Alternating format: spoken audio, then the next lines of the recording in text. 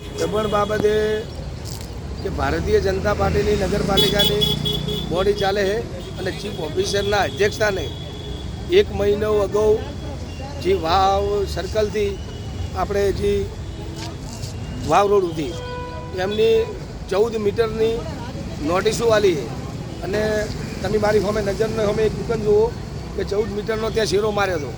એ દુકાન અત્યારે ભારતીય જનતા પાર્ટીના આગેવાનની છે.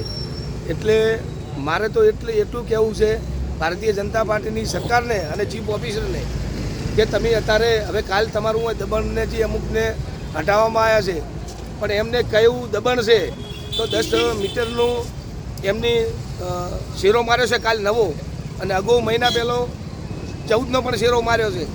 હવે મારે ખાલી ભારતીય જનતા પાર્ટીને અને ચીફ ઓફિસરને એટલું કહેવું હોય કે તમે અમને ન્યાય આપવો હોય તો હરખો આપો.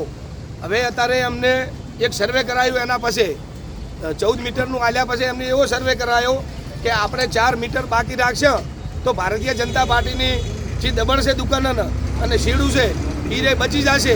તો કે આપણે 10 મીટરનું રાખો તો મધ્યમ વર્ગના જે ગરીબ માણસો છે એમનું નહીં તૂટી જશે અને જે ભારતીય જનતા પાર્ટીના જે કોર્પોરેટરો છે એમના પણ અત્યારે દબાણ છે એ ભારતીય જનતા પાર્ટીના ભીષ્મા પિતા છે એમના પણ અત્યારે દબાણ હોય છે અને જે મધ્યમ વર્ગના માણસોને અત્યારે હેરાન કરવામાં આવે છે. તો મારે એક જ શબ્દો કહેવો છે કે અગાઉ જે અમારે જે રાધનપુર રોડેથી અને દીવદર ટ્રેન રસ્તા સુધી જાણે દબાણ આવ્યું ને તાણે 24 મીટરનું આવ્યું પણ એવો ભેદભાવ એવો રાખ્યો 18 મીટરનું એમને હટાયું અને જે 100 મીટર જે હતું ને એ ભારતીય જનતા પાર્ટીની દુકાનો આવતી હતી, ભારતીય જનતા પાર્ટીની આગેવાનની દુકાનો આવતી હતી તો 100 મીટર ત્યાં બાકી રાખ્યું અને 18 મીટરનું જે હતું ને એ મધ્યમ વર્ગના માણસો જે 500 રૂપિયા કમાઈને ખાય એવા લોકોનું હટાવવામાં આવે છે. તો મારે મામલતદાર સાહેબને, કલેક્ટર સાહેબને અને પ્રંત સાહેબને મારી વિનંતી છે કે અત્યારે ભાભર શહેરની અંદર લાઠી બજારમાં દબાણ આવેલ છે, પછી કોમર્સ પલટમાં અત્યારે જે દબાણ છે તો અમને સિટી સર્વે લાવી અને હું અહીં 14નું તોડો ત્યાં 24નું તોડો તો અમે તમારા ભેળા છે.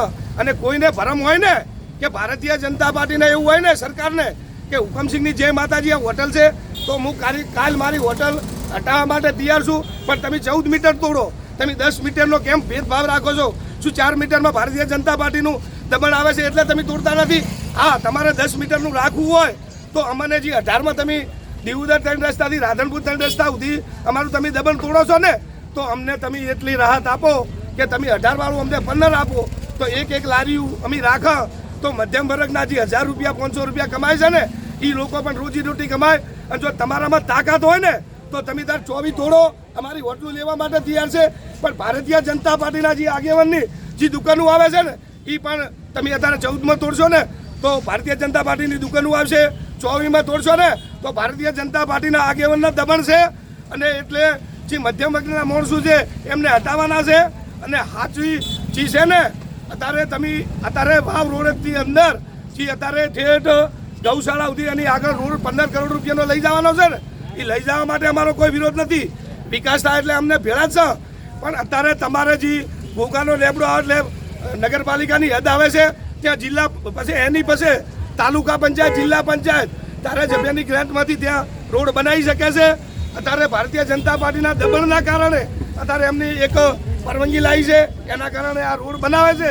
હવે આ રોડની અંદર વાવ રોડની અંદર અત્યારે સંસદ સભ્ય આવેલ છે, ધારાસભ્ય આવેલ છે, ભારતીય જનતા પાર્ટીના આગેવાન આવેલ છે એટલે એમના બધાના આશીર્વાદ છે એટલે 10 તોડવાનું છે. અને તમારામાં તાકાત હોય ને તો 14 તોડી નાખો, ભલે મારી હોટલ કાલ જતી રહેતી પણ અમને ન્યાય હાથો આપો. કલેક્ટર સાહેબને મારી વિનંતી છે, પ્રંત સાહેબને મારી વિનંતી છે અને ચીફ ઓફિસર સાહેબને મારી વિનંતી છે કે તમને હાથ જોડીને વિનંતી કરું છું કે મધ્યમ વર્ગના માણસોને તમે હેરાન મત કરો. અત્યારે સંસદ સભ્યને મત આલીને વિજય બનાવ્યા છે, ધારાસભ્યને ભારતીય જનતા પાર્ટીના ધારાસભ્યને બાબર શહેરને લીડ આલીને વિજય બનાવ્યા છે. તો અમે તમારું શું બગાડ્યું છે? તમારે વગર જિલ્લો નથી આપો, GIDC નથી આપવી, પ્રાંત ઓફિસ સોયગામ જતી રહી છે અત્યારે ડેસરી દીવદરની અંદર અને જંકશન અત્યારે અહીંયા. તો અમારે તમે અમારા બાબર તાલુકાને અને બાબર શહેરની અંદર તમે જેમ તળિયા ઝાટક કરો છો અમે તમારું શું બગાડ્યું છે? અમે હવે કદાચ તમને એવું લાગતું હોય ને તો તમે એવો આદેશ કરો બાબર શહેર અને બાબર તાલુકો ગોમ છોડીને જતા રહે પણ અમને ન્યાય આપો. તમે આવો દગો મત કરો. અને ચીફ ઓફિસરને મારી વિનંતી છે કાલ તમારું દબાણ આવે છે તમે 24માં તોડો 24માં દીવદર રોડે તોડો અને 14માં હોય તોડો, પણ તમે ભેદભાવ ના રાખશો. ભેદભાવ રાખવો હોય તો અમને 3-4 ફૂટની જગ્યા આપો તો અમે મધ્યમ વર્ગના માણસો કમાઈ ખાશે. એવી મારી સરકાર જોડે અને મુખ્યમંત્રી જોડે મારી વિનંતી છે. 10 ફૂટનો આવતીકાલે તોડવામાં આવશે તો તમારી શું વ્યૂહરચના છે? અમારી એવી વ્યૂહરચના છે કે અમને તમે ન્યાય આપો. અત્યારે ભારતીય જનતા પાર્ટી અત્યારે ગમે તે હાવ કાળા લુગડા પહેરો અને એ જાય એટલે ધોળા થઈ જાય. એટલે ભારતીય જનતા પાર્ટીને એક ખાલી મત લેવા માટે આવે છે. અને જાણે આવા મધ્યમ વર્ગના માણસો આવે ને, ભાજપ હોય કે કોંગ્રેસ હોય, એક વ્યક્તિને કોઈ યાદ નથી કરતું. મત લઈ હવે તેના ઘરે જતા રહે, સંસદ સભ્ય બની જાય કે ધારાસભ્ય બની જાય કે નગરપાલિકાના પ્રમુખ બની જાય. મત તોડે પૈસા કે અને જાણે આવી તકલીફ આવે ને તો એક આગેવાન ભાજપ કે કોંગ્રેસ મને બતાવો કે કયો રોડ માટે આવ્યો. આવી ઓમની નીતિ છે. એક વોટ માટે બધા પક્ષ છે, પણ આવું નીતિ ના રાખવી જોવે એવી મારી વિનંતી છે. 14ના બદલે 10 તૂટે તો તમે કોઈ એમની સામે આંદોલન કે એવી કોઈ તમારી વ્યૂહરચના ખરી કે 14 તોડો એવું? જો ભાભર શહેરની અંદર બધા લોકો ભારતીય જનતા પાર્ટીમાં હોતા નથી. જો કદાચ આની આપણને નીતિ આવી કરશે ને તો અમે એક હાઈકોર્ટના દરવાજા ખોલાશે. અમે હાઈકોર્ટ જવાના છે. અમે પણ સ્ટે લાવવાના છે. ભારતીય જનતા પાર્ટીના મુખ્યમંત્રી હોય કે વડાપ્રધાન હોય, કોર્ટથી કોઈ મોટું છે નહીં. કોર્ટ અમને ન્યાય આપશે. ભારતીય જનતા પાર્ટી તો અમને ન્યાય આપવાની નથી એવું અમને દેખાય છે. અત્યારે પોલીસનો કાફલો અને એના સાથે આવવાના છે, પોલીસ આવવાની છે, ચીફ ઓફિસર આવવાના છે. અને ચીફ ઓફિસરને તો તમને એક વાત કહેવા માગું હું, ભારતીય જનતા પાર્ટીના એક આગેવાને કાલે એવું કીધું છે કે ચીફ ઓફિસર તો અત્યારે કેવા છે કે એમને બદલો. તો એમને ચીફ ઓફિસર ભારતીય જનતા પાર્ટીના કોર્પોરેટરને કોઈ પૂછે છે કે એમની મનમાની ચાલે છે, કોઈ અત્યારે બિલ્ડર જોડે શોર્ટગોટ છે, તો મને એવું કોક અત્યારે એમ દેખાય છે. એ તમારે પત્રકાર તરીકે ચીફ ઓફિસરને પૂછવાની જરૂર છે એવી મારી વિનંતી છે તમને પણ.